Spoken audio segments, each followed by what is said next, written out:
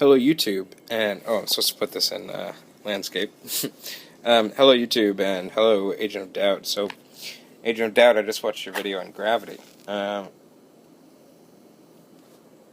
you give two different readings of the movie, right?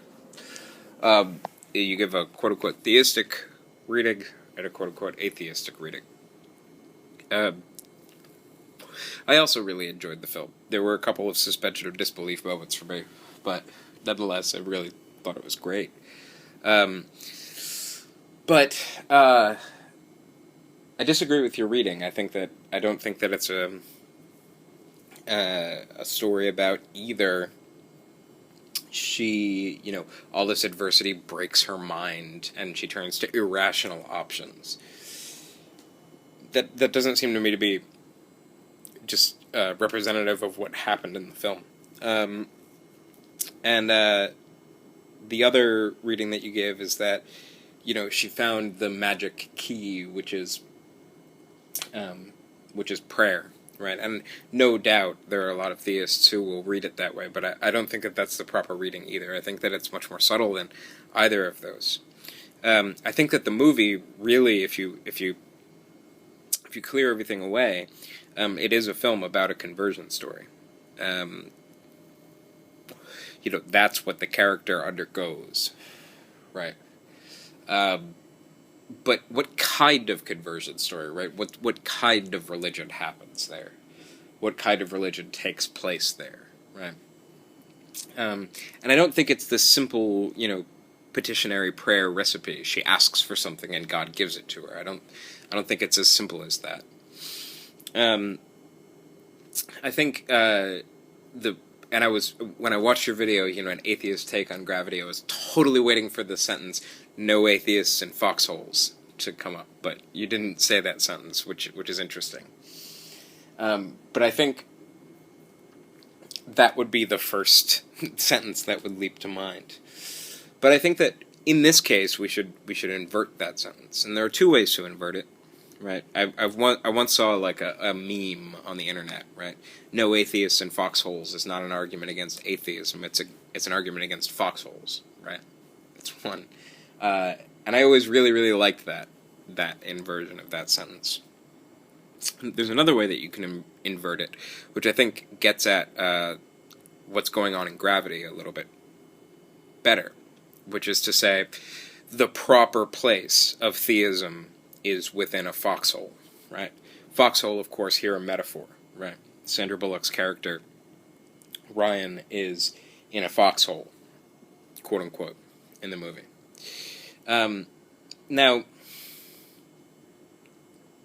I don't get the idea at any point that she feels confirmed in some way, that she feels like her prayer has been answered. Right. I don't think that that's... I think that that's simplistic, right? You have this beautiful moment, and I, as an atheist, find it extremely beautiful, the moment where she's like, I never learned to pray, right? That's kind of the crux of the narrative of the film for me. And the reading of Christianity that I think I've advanced before and I've seen in other places, what I consider to be the proper reading of Christianity, or a way to make theism work, right, is to say that whatever existential conditions I might be going through right now are perhaps too extreme in one way or another. And that causes the human subject to cry out to something transcendent, something beyond the immediate situation in which we find ourselves. And I think that this is sort of the core of the Christian experience, the authentic core of the Christian experience, insofar as Christianity reflects something authentic about the human condition. I think that that's where it sort of takes place. There's a reason why Christianity is known as the religion of slaves. There's a reason why Christianity takes as one of its early central figures the martyr, right? Christianity is something that's a response to an extreme circumstance, in a certain sense. Now, you can go further, and for instance, in Gabriel Marcel's work, he starts from the argument that the world is in itself broken, right? So in some sense, living in reality, or Kierkegaard makes this argument as well, he goes through despair as concepts. He deals with despair and angst and all of these things.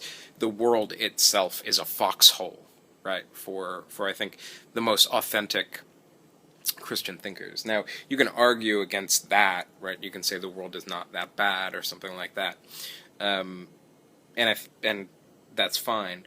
But nonetheless, I think that there's good grounds, or the first few sentences of St. Augustine, the Confessions of St. Augustine, our restless hearts will never find peace until they are with you, or something like that, right?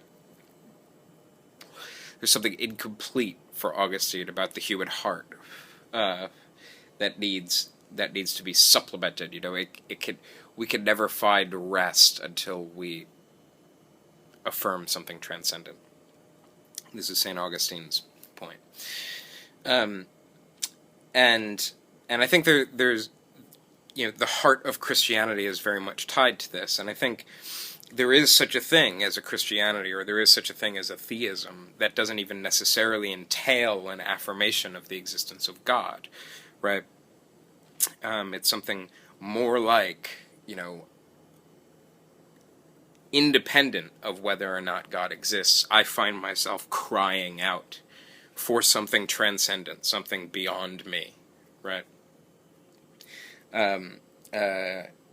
Something that can hear my cries, right, or my prayers, if you like, which doesn't entail an affirmation of the existence of God necessarily, right? But it's something more like, I think in Sandra Bullock's case in Gravity, it's something more like, I have to believe that someone is listening, right? This is. I have no choice but to affirm that, or I have no choice but to call out, right? Now, you can have a debate about whether or not, or to what degree her prayer was answered, right? I think in some sense the film is ambivalent at that level. You can read the film as saying, as I think you point to, the theists will quote-unquote theists will read the film as being, her prayers were answered. The atheists will view it as being, her remembering something that happened or something like that. But I think the film is ambivalent there. I don't think that there is an answer either or. And I don't think it really matters, right? I don't think it's totally relevant whether or not the prayer was answered. And in some sense, I think that there's an atheistic misreading of what prayer is, and I think that there's a theistic misreading of what prayer is also at work in trying to inscribe this into it. I don't think it's about whether or not the prayer is answered, right? I think it's about the very act of crying out beyond oneself. And I think that this is the interpretive key in terms of unpacking, the difference between these two readings that you're pointing out. I don't think that there is that much of a difference, to tell you the truth, right? The fact of the matter is that the film is agnostic in a certain way, right? The film doesn't postulate that there was anything like an answered prayer. Anything that you could claim was an quote-unquote answered prayer could be thought as being whatever kind of contingency, her remembering things or something like that. And those moments tell my daughter that I love her or something like that. I don't think she's saying that with the sincere expectation that such a thing exists. I think it's just an expression of gratitude for whatever just happened, right? She has no place to put her gratitude, and she's putting it here. So I don't think it's an affirmation or a denial of theism or atheism, right? I think reading it in either way is problematic. What I think is really happening here is that it's a story about a conversion without and an authentic conversion, right? Very authentic conversion, without necessarily commenting on whether or not that conversion is warranted or grounded in fact, quote unquote, or something like that. Yeah, I think that's the heart of the film. And I don't think that theists and atheists need to read it differently, right? I think that we can all agree on that, right? Now, you might argue that it's a bad thing that she converted in this moment. I don't think I would argue that. I think that what's clear is that it was a necessary thing, right? Like her conversion emerges from conditions in which, like, you can do nothing but pray, right? And I think even as atheists, we can sort of understand that, right? Even if we don't necessarily like affirm that that's a good thing or something like that, we can understand the kind of psychology behind that. We can understand what sort of drove her to this moment. It's not a question of her snapping either way. I don't think that what she's doing is necessarily irrational, because I don't think there is a rational thing for her to do. Yeah, so have a good night.